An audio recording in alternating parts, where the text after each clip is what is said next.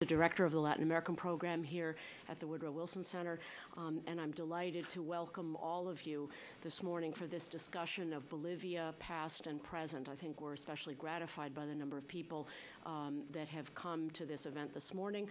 I think testimony to the stature of the three speakers that we have with us today. We meet during a truly extraordinary week with the election of Barack Obama by the largest share of the popular vote in the United States of any presidential candidate in 2 decades.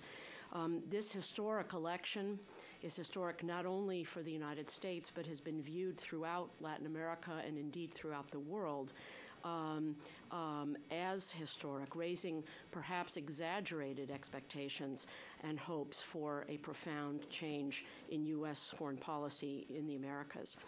At the same time, U.S.-Bolivian relations are at a low point not seen perhaps since the days of the military dictatorship of General Banzer.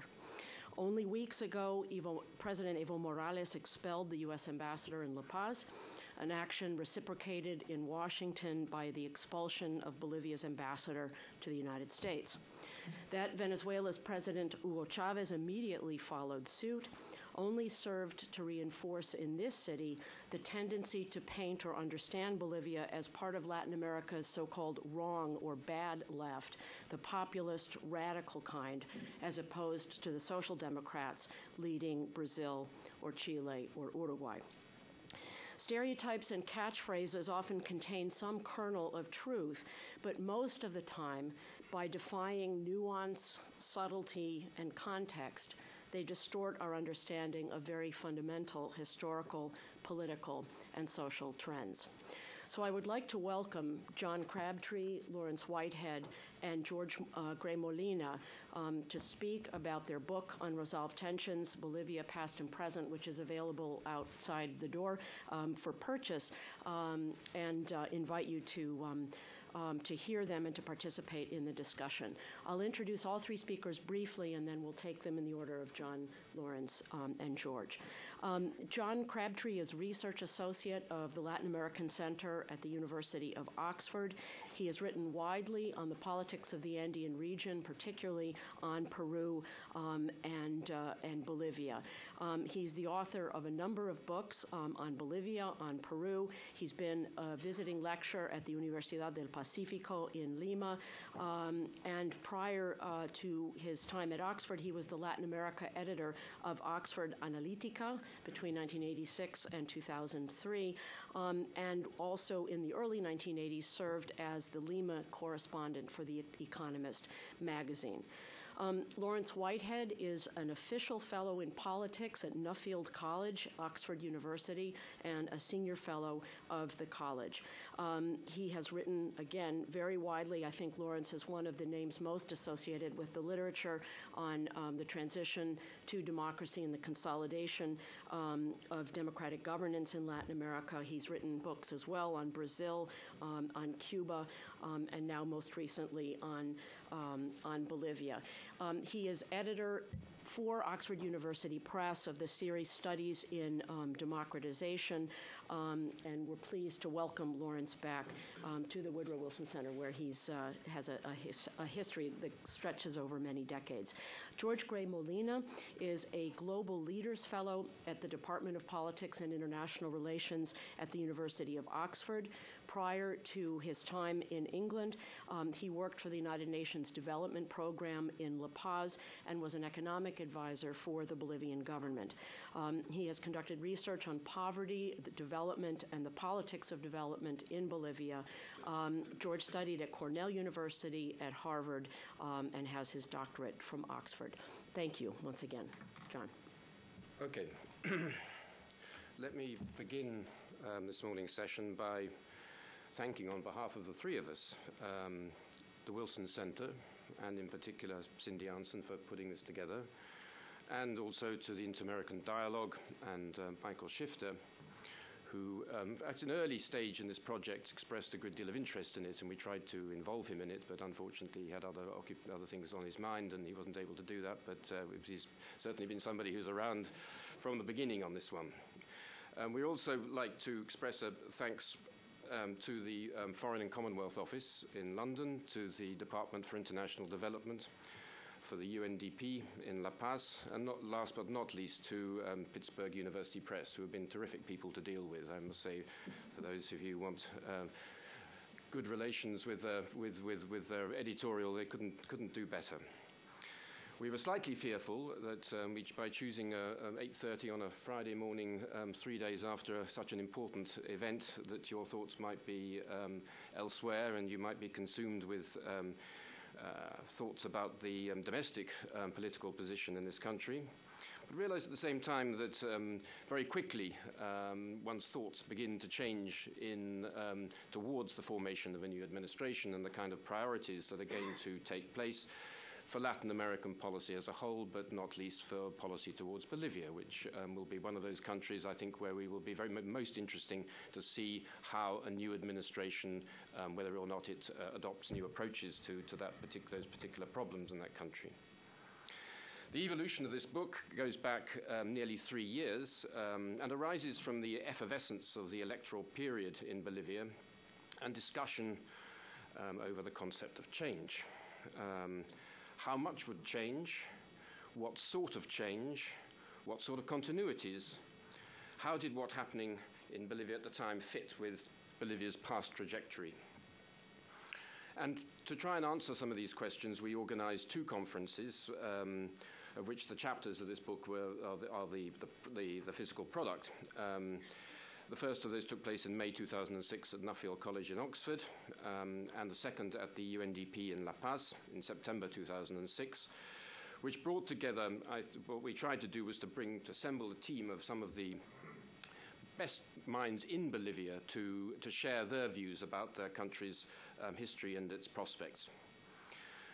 We, of course, were confronted with the problem of how to write a book about a fast-changing situation. This is essentially, if any of you have written books about contemporary politics, this is a continual problem, which would retain its relevance and poignancy at the time of eventual publication, which takes time, and would not be entirely overtaken by events. And the formula we struck on was to write a book about debates around key issues,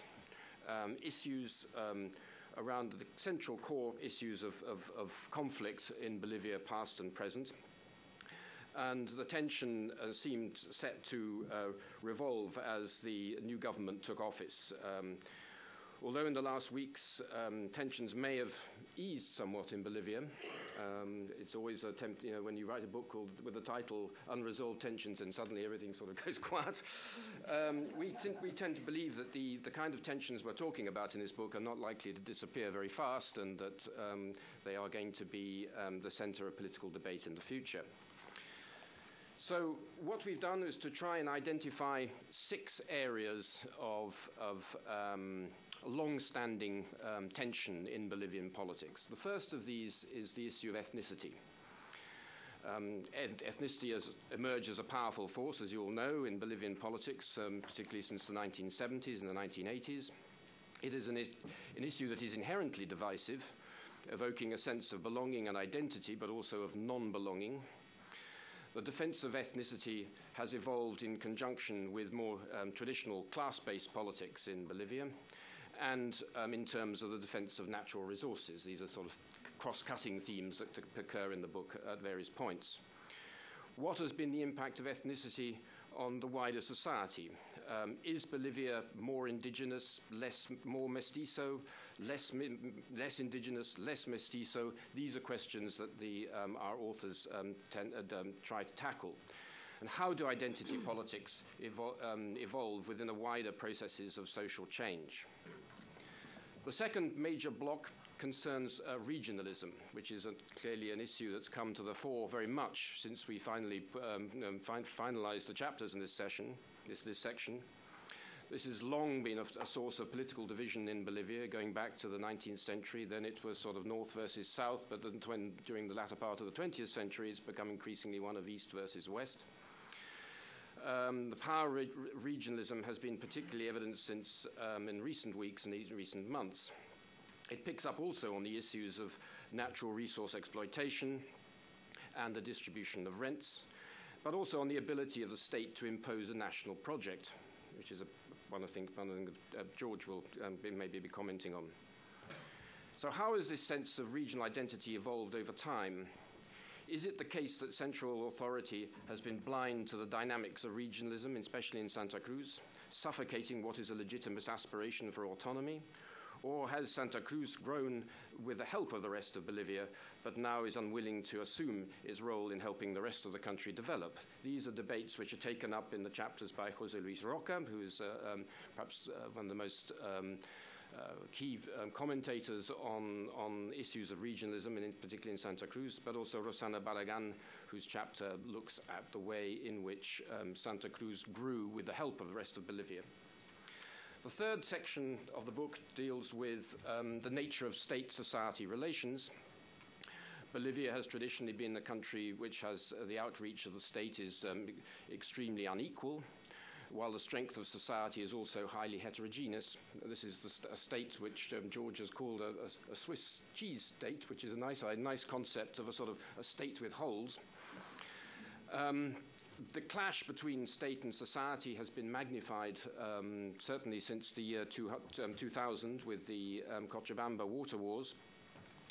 But there's also, this is an area which we've seen repeatedly coming to the fore in more recent times since the election of Evo in 2005. And we will look at whether there is a movement towards a new relationship between social movements and the state in the guise of the Movimiento al Socialismo, the MAS. What is the appropriate balance between democratic participation and the authority of the state? Does participation bring with it risks to the rule of law? Is it the rule of law a mask behind which elite groups seek to maintain the status quo? What are the bounds of the state? These are subjects which George in his chapter and Franz Barrios deal with, and the two chapters, I think, provide an interesting contrast of views there. The fourth block concerns constitutionalism, very much related to the previous topic. There's no doubt, I think, in Bolivia to the power and longevity of a constitutional tradition which splices and mixes with traditions of mobilization over the last 2 centuries or so. And in spite of this constitutional tradition exists in spite of Bolivia's legendary political instability. The number of constitutions in the country's history attests to the importance attributed to constitutional legality in different junctures.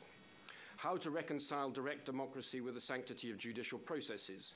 How to make constitutional arrangements that protect the rights of minorities and individual rights. How to interpret the notion of constituent power. Does it reside in social movements, or is it something much wider than that?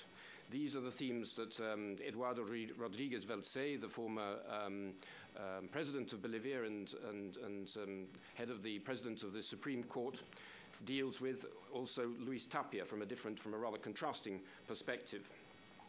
The fifth block has to do with strategies of economic development and models of development. Bolivia is a country developing along lines as a producer of single commodity of gas, and with all the dangers and pitfalls that that kind of dependent development produces. So how far should Bolivia be developing its gas potential to the exclusion of other things?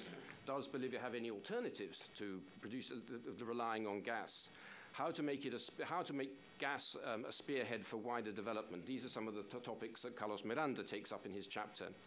How to compatibilize this with the need to generate employment in the economía más allá del gas, theme that Fernanda Wanderley takes up in her chapter, and how to try to diversify the economy, which, of course, as those who know about the history of the Bolivian Revolution of 1952, is by no means a new preoccupation. The last section of the book deals with the relationship of Bolivia with the wider world, the debates that surround, which is particularly a contentious area in Bolivian politics, the nature of Bolivia, how the state should relate to processes of globalization. Bolivia is, don't want to make a joke about Mediterraneidad, but Bolivia is certainly not an island. but how to provide this with the strength to defend its own interests when it's inherently a weak player in the international system. Is the process of globalization inherently antagonistic to the interests of Bolivia, especially the poorest sections of that country? How can Bolivia influence the international policy community? Is it condemned to swim with the current, or does it enjoy some autonomy of action in this respect? Is it wise to align too much with Cuba and Venezuela at the expense of other economic partners? I think this is a theme that maybe Lawrence will be taking up in what he has to say. This may seem to be raising many more questions than providing answers. The answers, I hope some of the answers you will find in this book. I don't want to tell you too much of what it contains, because then you won't want to buy a copy. But I think that the various authors do provide answers, and that they are not necessarily the definitive ones. They are answers which come from different perspectives, different points of view. The debates will certainly go on, in spite of conjunctural political agreements. It's safe to assume, I think, that the differences will continue to provoke tensions in the future. But what we hope to achieve with this book is to enrich that debate, to make it a more informed debate, and perhaps to encourage the process of dialogue in that way, and to promote understanding between political actors in Bolivia. Thank you, John. I'd like to start by joining John in thanking both the Dialogue and the Wilson Center for giving us the opportunity to present this book. John's given you an overview of the main themes that are discussed, where we've tried to get the key spokesmen for different principal positions to put their arguments as clearly as possible, so that the reader isn't being given a single dimensional view of Bolivia, but is being given a clear understanding of what the main issues in contention are. And that's why we ended up calling it Unresolved Tensions, because the statements of the different positions are quite powerful and persuasive and clashing. They can't all be right. So it's up to the reader to grapple with that. The book is also called Past and Present, and as Cynthia mentioned, I've been working on Bolivia for some time, so I thought I'd do a little bit of past as well as some extremely breathless present. The really present George is going to deal with. I actually first went to Bolivia. It was the place I did my first field work in at the time when the Peace Corps was being expelled, not this year, but by President Ovando. And I had the opportunity in the early 70s to spend a couple of weeks watching the deliberations of the so-called Asamblea del Pueblo. This was where the leaders of the trade unions and of the peasant movements occupied the Congression. There was no directly elected Congress. They occupied the Congress, and they tried to write a radical left-wing constitution, and that didn't work because the military coup of General Banzer took place and brought it to an end. But that's a couple of antecedents which are relevant for understanding or having some historical perspective on the very turbulent efforts to rewrite the Constitution and redefine the rules of the game more recently. The Wilson Center very kindly invited me here to take part in at the end of the 70s and beginning of the 80s, to take part in the project on transitions from authoritarian rule. And the chapter that I contributed on Bolivia was called Bolivia, an Abortive Transition, because at that point, which it went to press in 1984, Bolivia had attempted a transition to democracy, but the president was having to, the elected democratic president was having to cut short his term of office by a year. There was hyperinflation, and it looked as though that transition to democracy was collapsing. More recently, at the end of the 90s, again, we got the chance to come back to Washington and also to Bolivia. And John and I produced a book which is not so well known. It's the precursor to the book that you have today. It's called Towards Democratic Viability, the Bolivian Experience, which was looking at the same kind of questions in the 1990s. And John and I had a great debate on whether there should be a question mark at the end of the Towards Democratic Viability. And I'm sorry to say we didn't put the question mark. In that book, one of the things that I argue from the historical point of view is that there are powerful democratizing currents deeply rooted in Bolivian history, but they come from two basically rather different sources. One source comes from the tradition which is legal, which is institutional. You may know that even before it was an independent republic, Bolivia was the seat of the Audiencia de Charcas. There was a very strong legal and academic community there, Spanish colonial in its view, with a constitutional framework, which of course was very narrow and oligarchic at the beginning of the Republican period. But you could say that one route to democratization, as with, say, the British route to democratization, is the gradual extension of the franchise, the gradual provision of rights that go beyond the narrowest social groups and don't just deal with the narrowest themes. And that you could tell the history of Bolivia, especially in the 20th century, in those terms, with, for example, universal suffrage in the 1950s, with social and economic rights being added to narrowly political rights, and so forth. So you have a version of democratization coming from an essentially European colonial state apparatus with a very strong legal tradition to it. And in contrast to that, you have another version which comes from the masses, from the bulk of the society, you might say, which is much more grassroots and bottom-up. It has strong elements of direct mobilization and participation. You could think of it as being reflected by things like the direct assemblies of the campesinos in a region who all come together to support a sindicato campesino, to elect leaders, and to try and solve in a kind of direct way all kinds of local questions of governance and resource allocation, which the state, this constitutional structure remote in Sucre, never, could prescribe laws, but they would never reach out to those communities. So you have a second current of opinion, or powerful tradition, really, of direct popular democracy. That's been expressed in a whole series of movements which I can discuss if you're interested. But the key point in the late 90s was to say Bolivia's problem of democratization was essentially that they had not managed to find, despite many repeated attempts, a satisfactory workable equilibrium between these two dynamics. There were continual efforts to modify the constitution and the institutional order to reach out to popular participation, and there were efforts from the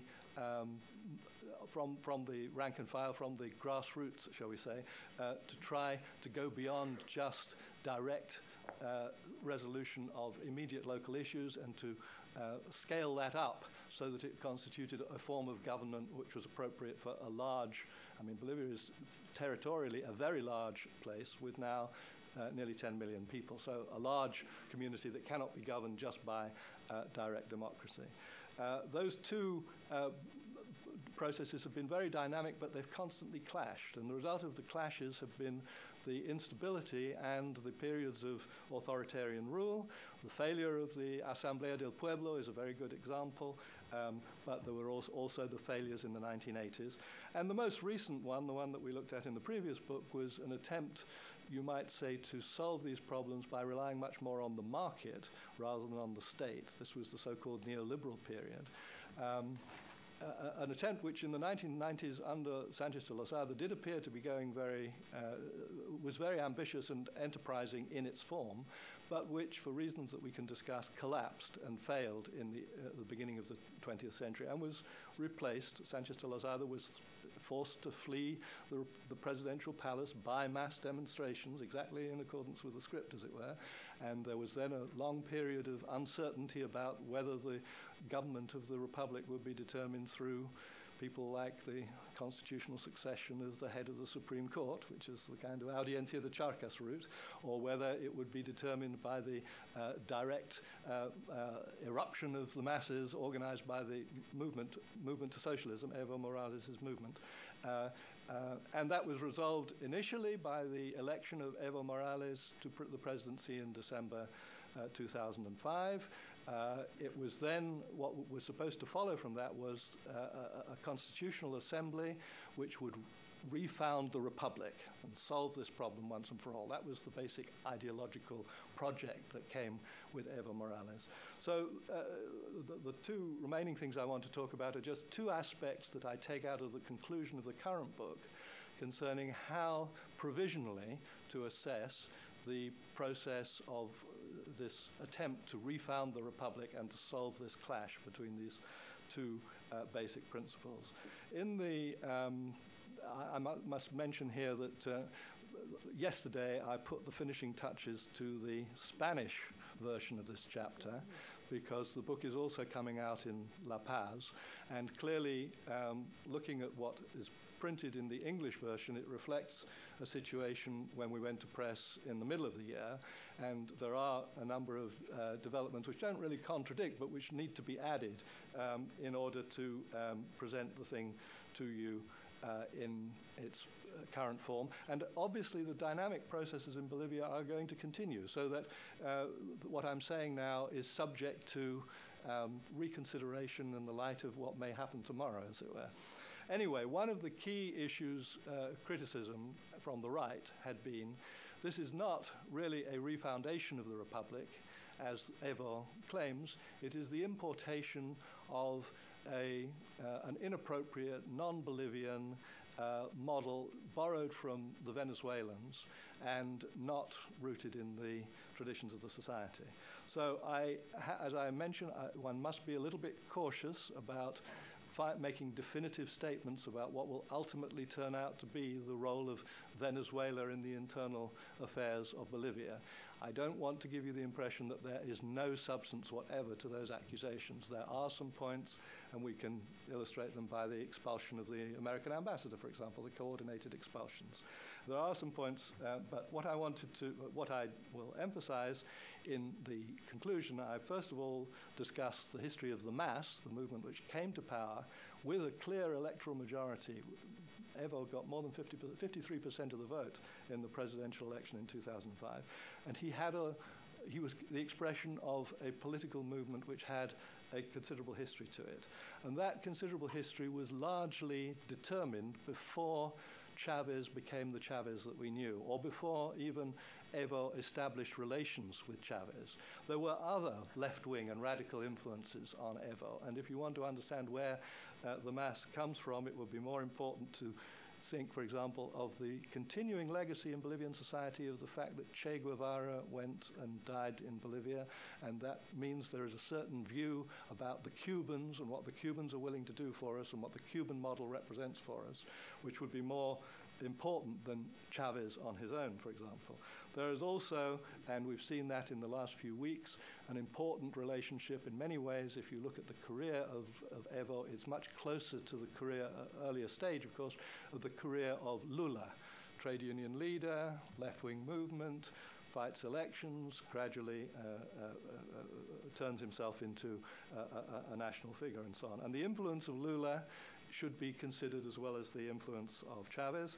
There's a tussle going on there, doubtless to say. But the other crucial point I would make is that two points about the constitutional settlement which appears to have emerged in the last couple of weeks. One is that although the Constituent Assembly was supposed to rewrite the Constitution and do the refoundation, it didn't do a good job. It was not legitimate and it was not working. And the Constitution which has now emerged has been substantially modified by the Congress.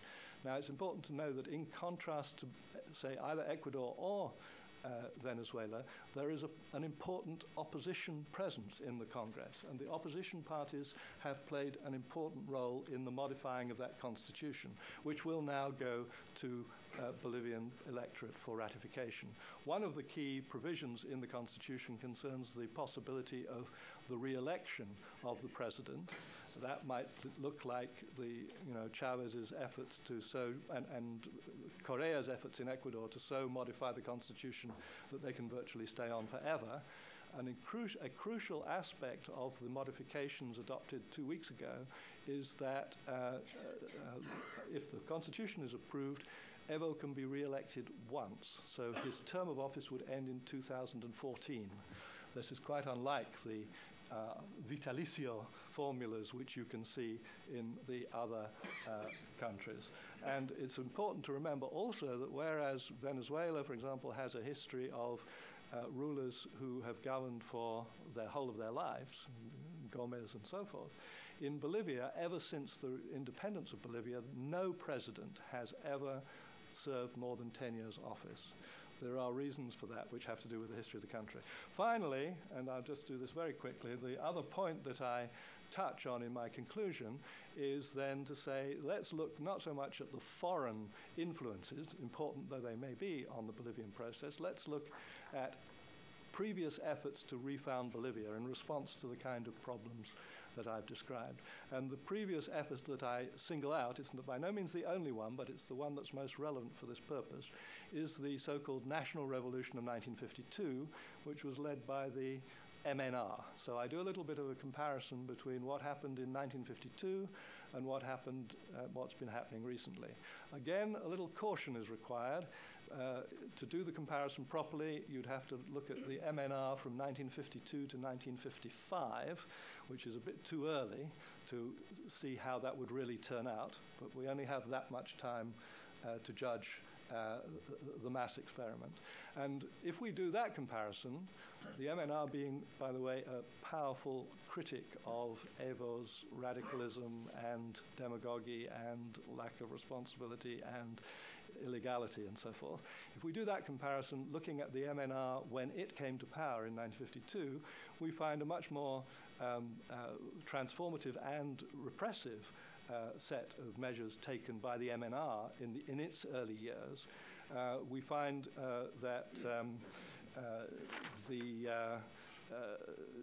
really the people who are launching these criticisms against the mass are not being at all insightful about their own history.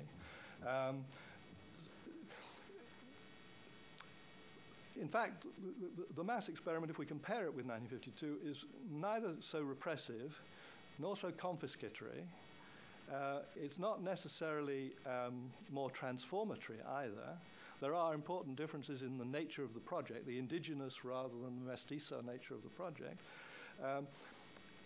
But also, and this is very important, nowadays Bolivian civil society is a more autonomous and better articulated. If you think of the press freedom, if you think of the opportunities for people to judge and sanction their leaders and so on, this is far greater than existed in the 1950s. So the real question that people from the mass who want to refound Bolivia ought to ask themselves is, despite being more radical than us, despite being more ruthless, despite being more transformatory, and despite having less civil society constraints on it, the MNR attempt to refound the country in the end lost steam and even went into reverse. What are the reasons for that, and what are the lessons that the mass or the Evo administration would need to learn in order to try to ensure, as they no doubt desire and intend, that that doesn't happen to them too? And I would say that in order to do that, they need to, I do argue in the paper that complete refoundations, absolute breaks with the past, are in all societies and in Bolivia too unusual. There is usually a mixture between opposition was more or less partial to what was going on in the hegemonic agenda, the mass agenda in the country. However, at the last minute, over the last 9 days prior to the agreement, the Congress took an important role in reaching a future roadmap, and that roadmap includes a referendum on the Constitution in January, elections in December if the Constitution is approved, and also allows for the amendment of the Constitution. So I'd like to come back to what Lawrence said earlier. I think that's a very important point. at the end of the refoundational process, things went back to Congress, back to the institutions of Bolivian democracy, representative democracy, if you will, and 144 amendments were made to a 411 constitution, 411 article constitution. On my count, 72 of those amendments are substantive. They're not simply hairdressing, not just changes in adjectives. And I think of those 72, 40 have to do with autonomies. So I believe that in the procedural agreeing to disagree mode that most politicians were engaged in, I seriously always thought that that was the most that we could probably achieve. I think that we took a step forward and we reached a couple of substantive agreements. Now, on the just to finish on the procedural side, there will be no appointments to the Constitutional Tribunal, to the National Electoral Court. This is somewhat of an odd situation we would be in next year if the Constitution is approved in January. We'll be in a limbo, a constitutional limbo, between January of next year and the elections, because we'll be under the rules of the new Constitution, but not quite a new constitutional period, which will be called into effect after the new presidential and general elections. So there's transitory articles in the new Constitution that speak about that transition, and they have to do with these procedural agreements to name people on the courts so that we can get the procedural aspects going for the National Electoral Court and the Constitutional Tribunal. So I think that's significant. Now, on the substantive issue, there's no doubt there will be a lot of discussion about the merits of the new Bolivian Constitution. I would like to say three things about the new Constitution, three positive things and then two critical things. The first positive thing is that there is a sort of historic agreement on the idea of indigenous rights. And I think that the way they've been framed is quite different from the way that they were written in Oruro and in Sucre a few months past. So what I perceive is sort of a liberal multicultural position in this current constitution. It recognizes collective group rights for indigenous groups, but it doesn't do it in a way that would break with individual rights. They're in the same chapter of civil and political rights at the beginning of the Constitution. The second issue on indigenous issues is autonomous, the idea of autonomous indigenous government. This raised a lot of feathers, I guess, in the process, but I think that the agreement that we see in the Constitution today is very flexible. What it does, it creates the opportunity for self-government at different levels, sort of a self-selecting process. It could be at the municipal level, it could be a mancomunidad de municipios, or it could be a whole region in a department. So that's quite different from the proposal that we had just a month ago in the Oruro and Sucre version, which which created some strict territorial boundaries between indigenous and non-indigenous. I think this is more of a flexible balancing act on self-government. The third issue is judicial power and indigenous rights. And I think that there's also been compromise there. There's a single judicial system recognized in the current Constitution. The previous version, I think, actually set up two systems. So I think that's an advance on the past draft. However, there are some concerns that the judicial power itself is up for election, so there will be elections for all of the magistrates in the tribunals and the Supreme Court. So I think that's something that's been discussed and debated in Bolivia. That's seen as an over-politicization of the judicial power, and I think that's something to take into account. So that's the first issue, indigenous rights. I think that's pretty significant. The second thing is that there are regional autonomies and departmental autonomies recognized in the new Constitution, and that is also significant. It's not quite what the civic committees were asking for, but it's not quite what the MAS was opposing either. So this is a middle-of-the-road compromise. It actually pushes a few substantive issues into the future. For example, the shape of intergovernmental fiscal relations will be set forth in a law, in a special law that modifies the articles of the Constitution. So that the Constitution itself is sort of an empty box. It recognizes departmental and regional autonomies, but it sort of pushes forth the real debate on intergovernmental relations. I think that's actually wise, because I thought that the furthest that we could go in this polarized process was to agree to disagree. And I think that's what we did on the regional and departmental autonomy issue. So that debate will go on. I think we'll have more discussion over the next few months, and that's still on the table. The third issue has to do with natural resources and land. And I think that there is an advance. There are some changes in the final version. I myself am not as happy as one could be. I think a lot of the way that we've been thinking about natural resources in Bolivia has been very focused on who owns natural resources and not so much on how we can transform them and think about insertion into the global economy and not being an economy based on cheap natural resources. So I think that second step was never taken, focusing on the pattern of development and value added and changes in natural resource use. And we haven't been, I think, strong enough on climate change issues and also on environmental issues. But that chapter, however, does set out a course in which public and private investment can coexist in Bolivia, and I think it's not more radical than what we saw in the 1967 Constitution or the 1938 Constitution. So I think that's also positive. That's the third thing. The two critical things, I guess, would be one. There is some question about the issue of social control. There is a chapter in the Constitution about social control. I think most people like the idea of social control, citizen participation and social control, but the draft and the way that the articles are written on social control is very ambiguous. And I think it will be an issue of debate in the future because it goes beyond just talking about citizen participation in the public policy making process, and I think it has more to do with how one knows whether something is legitimate or not. And I think that the ambiguity of the social control articles in the Constitution will be something that will be disputed by the autonomous regions at the regional level, at the departmental level. I think that will be something that is difficult. I guess the second critical thing is what I just mentioned on judicial power. I think politicization of judicial power is not necessarily good. I know that many other countries do elect all of their judges, including the U.S. for some types of positions. But in the Bolivian case, I think the judicial power is already pretty politicized, and I think that there have been advances over the past decade in trying to institutionalize a check and balance over the other powers, and I think this might be a step backward. Okay, so that's on the Constitution.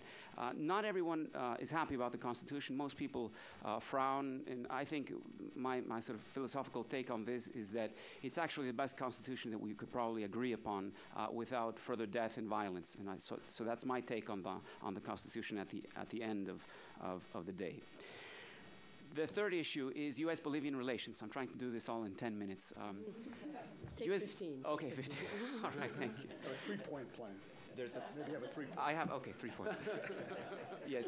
Well, I was just reminded that every time when I come to the U.S., I've been sort of the optimist in pessimistic situations. But today, I'd like to be a realist in an optimistic scenario. Here in the U.S., I think there's Obama mania going on. In Bolivia, we're pretty happy, I think, about the agreement. Most people are happy. The UNDP poll last week said 82% of the people were happy with the agreement reached on the constitutional and the reforms that I just talked about. So I think that's significant. But let me talk about U.S.-Bolivian relations because we're at a low point. This is probably the worst of times. I was born in 1968, so I don't really remember anything that was worse than this. I do think, however, that this might be an interesting test case for Latin American relations, U.S. and Latin America over the next few months. And I would like to think about sort of where things could change on a 4-point plan, sort of 4 ideas that I think might make a difference. I don't want to evaluate what went wrong. I think there are many other chronicles on that, and I don't want to get into the minutiae of that. But my position will be thinking about the Bolivian national interest. I won't speak as an analyst. I'll speak as a Bolivian on U.S.-Bolivian relations. So the first thing is democracy promotion. I think democracy promotion has been big on the agenda over the past few years. There have been some successes, I think, in the 1990s. There was work on the judicial power. There was work on decentralization and popular participation. I was actually part of those initiatives in the 1990s, and I think they had a profound impact on institution building in Bolivia. However, over the past few years, democracy promotion has been regarded as being suspect in Bolivia, as being politically tainted and linked to a certain vision of democracy, which is liberal democracy, or perhaps even further in Bolivia, it's perceived as the Republican vision of liberal democracy. And I think that what I've seen over the past few months with the involvement of UNASUR and the OAS, remarkably, in reaching the October 21st agreement, is that there is a new multilateralism emerging on democracy promotion in Bolivia, in Latin America, I'm sorry. And I think that that actually had a good impact on the most recent negotiations. I think that Evo Morales would never agree to change 144 articles of the Constitution without the observers from UNASUR. And I think that was significant.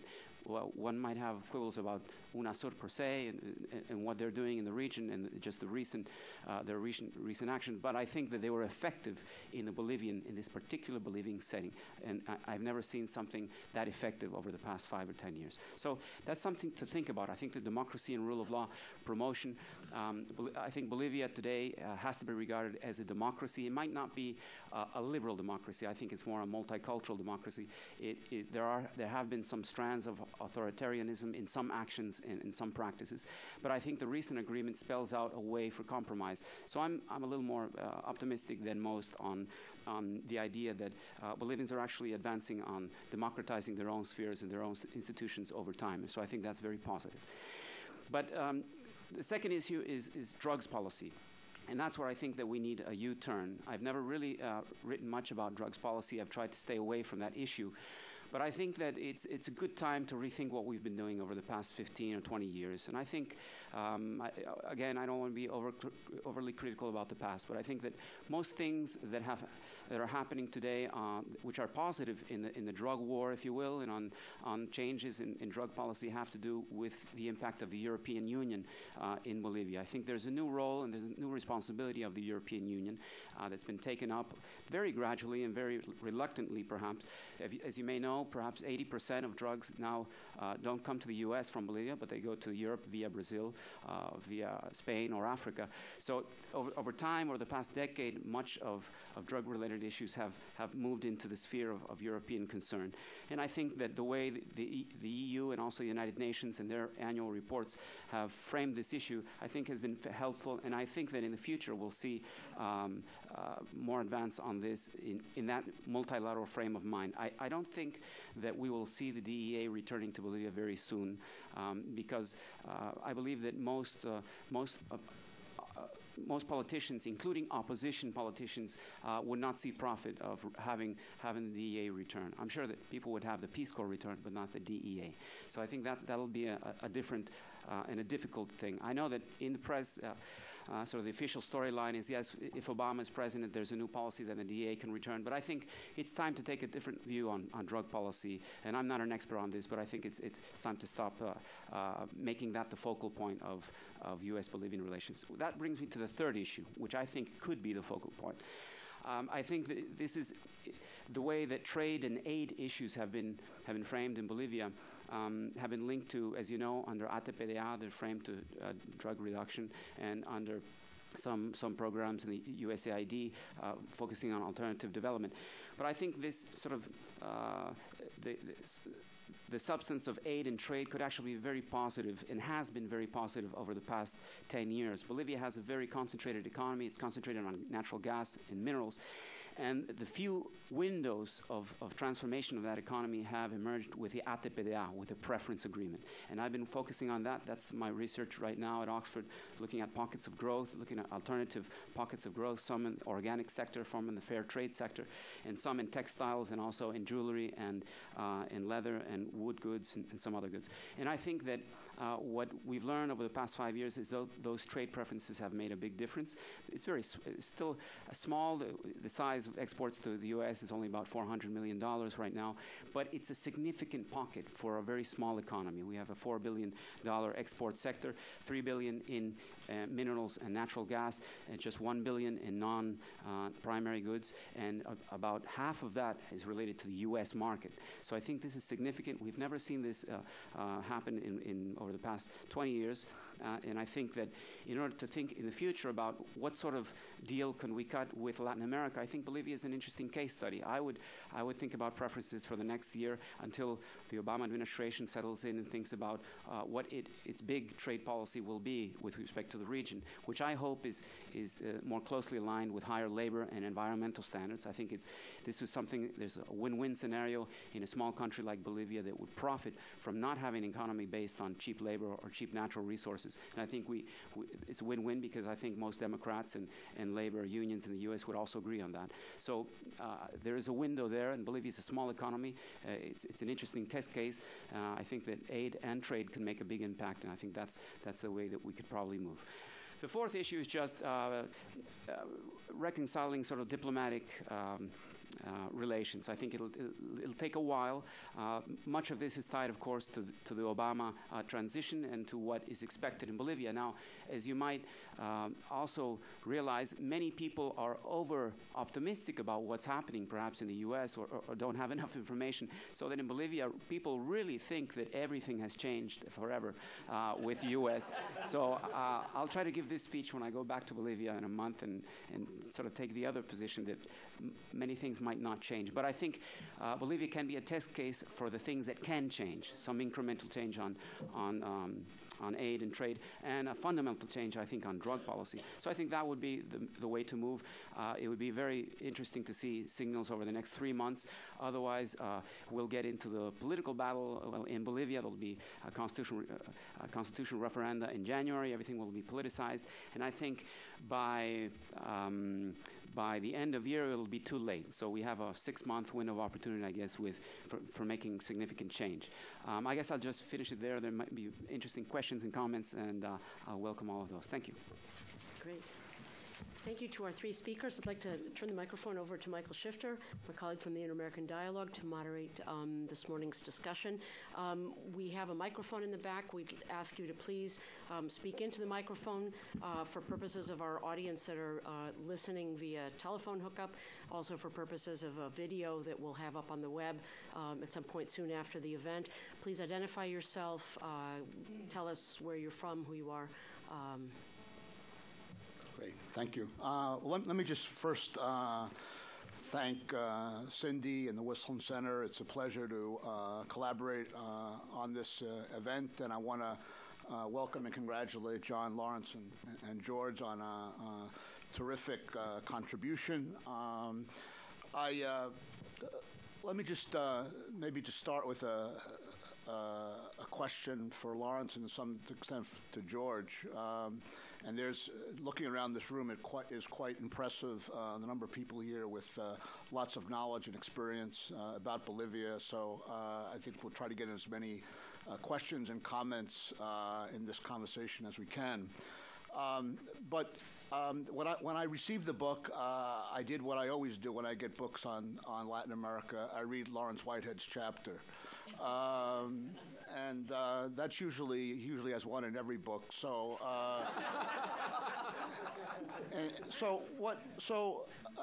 and the one thing I like to ask him about, because he's written so much about the democratization and the role of the U.S. and Latin America, and a little bit goes to what George's point is the role of Brazil, a little bit more specifically. Is Brazil kind of being forced to play a more assertive role with respect to Bolivia? You mentioned this is UNASUR was a very positive example. Should we expect more of those? Are there going to be tensions with Brazil? I mean, what could we look forward to? And in your chapter, that was something that wasn't really there. It was, Venezuela, Cuba. What about Brazil in terms of the internal political developments and where things might be headed? I'd be interested in your reflections on that. Why don't we take a few other comments, David? I think we wait for the microphone, right? Because if you could tell us who you are and David Atkinson, and I served in the Inter-American Development Bank in Bolivia in the late 90s. Feels like the late terrific, 50s. David. Feels like the 50s. You look terrific, let me tell you. Thank you. Poverty, economic development, institutional stability.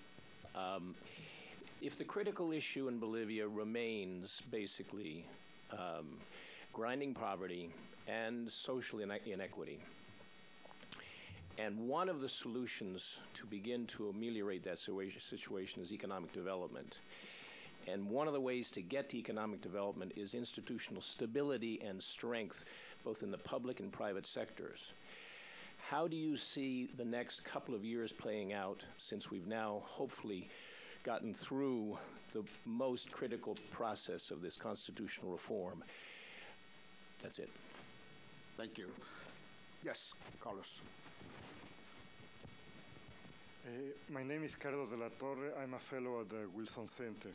I have a question to the 3 panelists about how to reconcile liberal democracy and these direct populist forms of democracy. My first question is, how is this reconciled in the new constitution? And the second is, what is your take on the writings of Garcia Linera, Tapia, but also Hilton and Thompson, who said that indigenous communities, assemblies, mass meetings embody a different form of democratic participation, much more democratic and participatory than representative liberal democracy? Thank you. Yes, sir. Yes.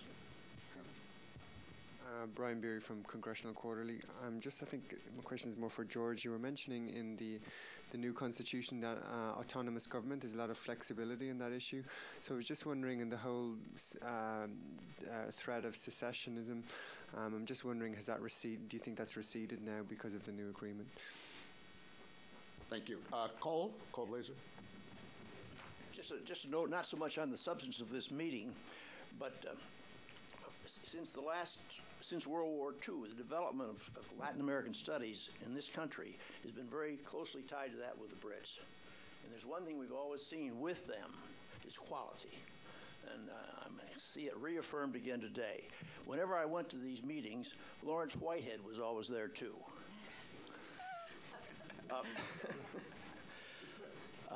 I was very pleased to see that you've taken this book to the University of Pittsburgh Press. I was the first founding editor of that press, series on Latin America, and then for 20 years. And Bolivia was one of the things we emphasized. We published lots of books. And I was delighted to see that you went back to Pittsburgh to publish that book, and especially that you were delighted with your treatment by the press. Thank you. Carl Meacham. Carl.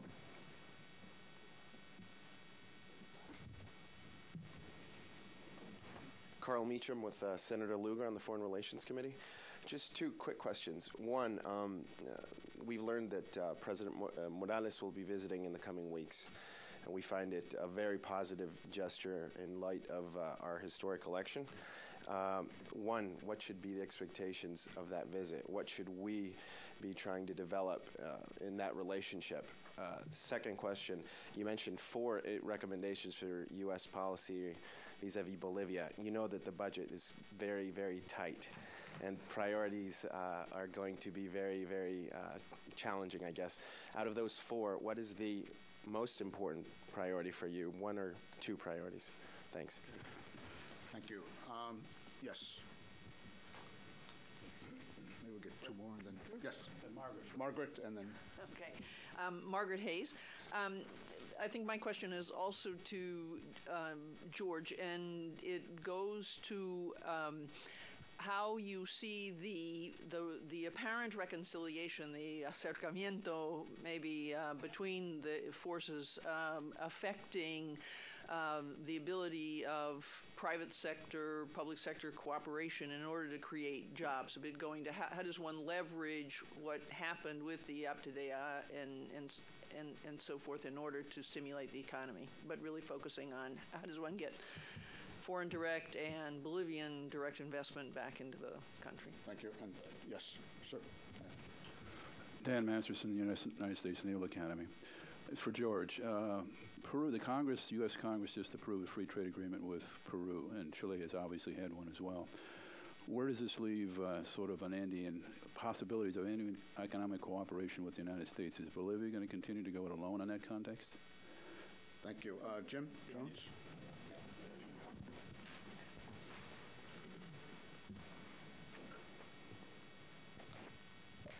Jim Jones. I have a long-standing interest in Bolivia for several reasons. I guess one question I would have, probably mostly for George, since you are Bolivian, and what do you see as the worst-case scenario at this point? Okay, I mean there are clearly tensions in the country and whatnot. Worst-case scenario, and Lawrence and John might also have some thoughts on that. Thank you. Thank you. We turn back to John, and oh, you have a question in the back? Sorry. Yeah. Yeah. Oh, Sandy. Yeah. Sorry. So the 2 final questions, Sandy, and then. Okay. Thanks so much. Shelton Davis, Georgetown University. To George, I wanted to ask, is one of the reasons why it's been so important, why there's been change on indigenous rights as well with Evo Morales, is his signing of the UN Declaration on the Rights of Indigenous Peoples. Bolivia has also signed the UN Declaration on Environment and Sustainable Development of the 1990s and has been a great supporter, if I understand it, of the UNESCO Declaration on Cultural Diversity. On the other hand, the U.S. voted against the UN Declaration. The U.S. has not supported the Environment and Sustainable Development, and the U.S. voted against the UNESCO Declaration on Cultural Diversity. So the question I have is, in order to understand the importance, do we have to see more of the U.S. recognizing the UN and what it's been promoting for indigenous people's rights and how important Bolivia has been in that? Thank you. Thank you, Sandy. And a final question in the back. Larry Heilman, I'm at the anthropology department over in the Smithsonian. Two observations. There's been 70 years of economic assistance to Bolivia starting 1939. There's been one test case successfully executed after another in those 70 years. I think this augurs well for yet another test case. Another observation, and I completely agree with George, I think it's time to really step back and do three things in Bolivia and no more. One, continue the very successful health family planning initiative that has seen a lot of success. Two, continue in the environmental sector, again, where there's been success. And three, look at what can be done in terms of technical agricultural development on the Altiplano, which has been neglected through most of the 70 years that the U.S. government's worked there. Thank you. John, you want to take a sure. respond, then Lawrence? Most of the questions seem to be aimed at George, rather. Let me just make a few observations on some of the questions, some of the issues that people have raised. On the question of poverty and social equity, I mean, I think that, and the importance of institutional stability, and I'm told this goes without saying, that it's one of the things that Bolivia needs to achieve over the next period is a degree of institutional stability. We've seen institutions up in the air for the last 2 or 3 years, and I think that probably what we're going to see is a sort of grounding of those institutions and a change in the nature of institutions. I mean, I think they already have changed in some important respects, particularly in terms of more inclusive nature of those institutions to the wider society. I mean, I think that there have been substantial changes under Evo Morales in that respect. But clearly, there's an awful lot to be done in terms of poverty and social issues, social spending. There are interesting new plans which have been put into practice in the last couple of years. There's a long way to go, and of course, the world economic climate will hit Bolivia just like anywhere else, and probably the resources available to deal with those problems are going to be rather harder to get hold of than they have in the last year or so. But I think there are signs of institutional development, and I think that is one of the areas where we have to, and it's important that institutionalization takes place within a context of much greater degrees of social participation in institutions, so that institutions begin to sort of relate to the real society rather than simply be sort of artifacts out there, which they tended to be in the past, I think. On Cole's point about going back to Pittsburgh, that's, I mean, I was delighted when we did try various other presses, and we did, we're very much aware of Pittsburgh's eminent role in Latin American studies, but particularly, as you say, on Bolivia. I mean, there's been, the number of first-class books that Pittsburgh have done on Bolivia stands out, and we're very pleased to follow in on that tradition. So far as the importance of taking up again the question of stepping back a little bit and consolidating areas of development. These are things that I think again will happen a bit. They are taking place. There are positive indicators at the present. But that what we will see, I think it's important that there also a new relationship is established between external actors and internal processes within Bolivia. I think that the Morales government has thrown many of these things up in the air. This has caused consternation in certain circles, at least among some NGOs and some multilateral actors. But I think that there's a learning process here, and that there's a growing agreement that Bolivia has to do these things itself. But I'll pass on to the other, because I think that most of the questions were directed at them. Carlos de la Torre asked how to reconcile liberal democracy and direct populist forms of democracy, and that is a very good question which we could have a much longer conversation about, not only in Bolivia. In the book, what we do is we do indeed give Luis Tapia the opportunity to put the case that you sketched, and we put it side by side with Rodriguez Velce, the head of the Supreme Court, former president's defense of constitutionalism. And I do believe that both of those are very interesting and to a significant extent persuasive arguments. The problem is that sometimes they take the form of either or. And the real task is to find ways of reconciling and harmonizing them. A purely constitutional approach, given the nature of Bolivian society, isn't going to reach to the people who need to be reached. A purely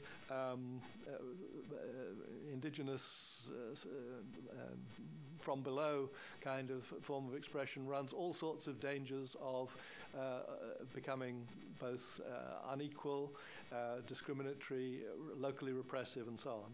A combination between the two is the best way of achieving the goals of both. And I think George has just, in his mention about the way the Constitution has been rewritten, has mentioned that there's the questions of social control, which, it depends how they work out. There's the indigenous rights, which in their first draft were really quite threatening, but which in their latest draft are more easily reconciled with individual rights. There's a lot of work still to be done on this, but Bolivia is edging in the direction of solving a problem which is its historic problem for centuries, and which is a problem of great significance and interest, not just for Bolivia, but more generally. The other points, quickly. Carl Mitchum said, I'm sure correctly, that there's only a limited amount of resources and the budget will be tight. So when Evo comes to Washington, what would one emphasize? I would suggest, and I think this is picking up things that George hinted at, that a much more multilateral approach helps to get you round the problem of the limited budgetary resources. You have to get the EU, you have to get Canada, you have to get Brazil, and you have to really get all the partners interested. Quite small contributions from a number of different sources, because if the top priority is overcoming poverty and protecting democratic institutions, Bolivia is the poorest country with fragile, although promising, democratic institutions. So it's a very good investment from that point of view. And multilaterally, you stand a far better chance of being able to lend support than the kind of one-sided head in Bolivia. If there was a multilateral drive by the new administration, well, George and I will be going to the Foreign Office next Wednesday to try and persuade the British to chip in. Then the role of Brazil, I just mentioned that when I was, at the time of the Asamblea del Pueblo, this led to a near civil war and a military coup and a period of dictatorship throughout the 70s. And the reason why that happened was that on the one hand, there was Allende's Chile pushing the Altiplano in a radical direction. And on the other hand, there was a US-backed military regime in Brazil which was out to save Western Christian civilization by authoritarian means. And that led to the polarization of the country, it led to the military takeover, and it was a great tragedy and setback. By contrast, now, Bolivia was internally in a similarly divided state to the way it was in 1971. But instead of those divisions being maximized by outside, the Brazilians and the Chileans were key players in trying to obviously they don't want a civil war in Bolivia. They certainly don't want Bolivia to disintegrate as a state, and they want to try and promote the cause of peaceful democratic solutions. So the role of Lula is very important in that. This is a huge improvement on the 1970s, but also, and more neglected, but very important, the role of the Chileans is important here. Chilean-Bolivian relations is a subject for an entirely different discussion, but there is scope. There are signs that something really good could happen there, and that would make a huge difference. I think my last point is worst-case scenarios. I divide that in the political worst case was about to happen on the 19th of October when we were just about to have a civil war, and the solution of the 21st of October came absolutely at the last moment, and it really came under extreme duress. I hope and believe that political danger is now diminished, so the worst cases that I see in the short run are that the Bolivian economy has been going through a good period, but it's now going to go through a seriously bad period in the next year, and this is not a country that's braced or prepared to cope with the huge there's the adverse effects of the commodity prices, but there's also the fact that do you know the Bolivian peso has been appreciating against the dollar at a time when the Brazilian currency and the Chilean currency have been collapsing against the dollar? What do you think that does to the Bolivian economy? So short run, I think very worried about worst case economic outcomes next year.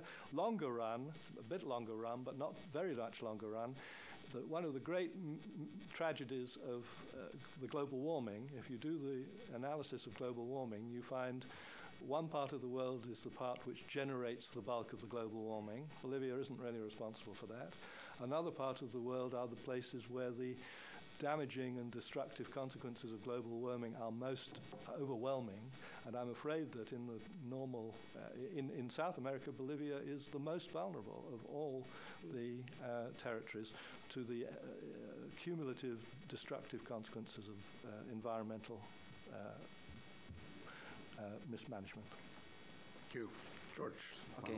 Very quickly first on the political questions, and then on the economic question, which I think is the most significant one, or there are many questions about that. First, Sandy, on indigenous rights, I think you're absolutely right. The actual draft, the final draft on indigenous rights, very closely mimics the kind of wording used in the UN declaration. And I think that was seen as a litmus test in Bolivia from the opposition side, saying we can go as far as get closer to the UN declaration. That's how it was seen.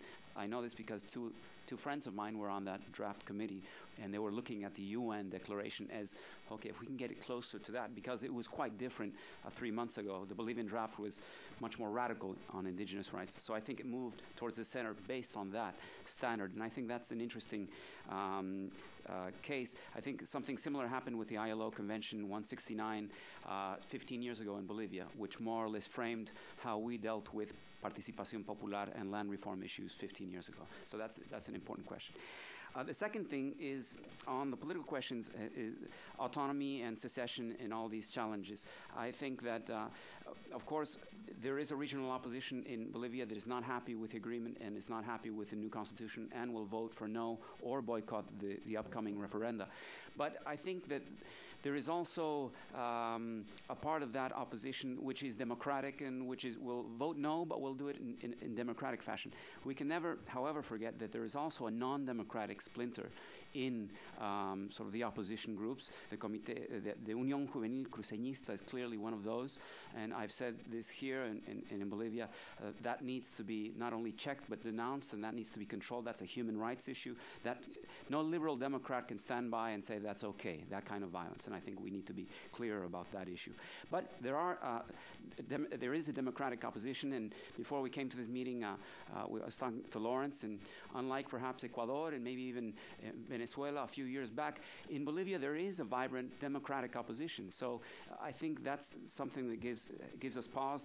That's why we've reached a compromise. That's why 82% of the people are happy with this compromise, even though it's not a great constitution. So I think the secession issue has been pushed back a bit, and we'll see sort of a new dynamic over the next few months on the regional autonomy issue. Now, coming back to the economic questions, I think those are some of the most important ones. One thing, the visit of Evo Morales to the U.S., it's interesting that 2 years ago, Bolivians of all stripes, people who voted for Evo Morales and people who didn't vote for him, were very happy and proud of the first indigenous president in Bolivia. And the reaction that many of us got in Washington or in London, I remember, was, you're just so naive.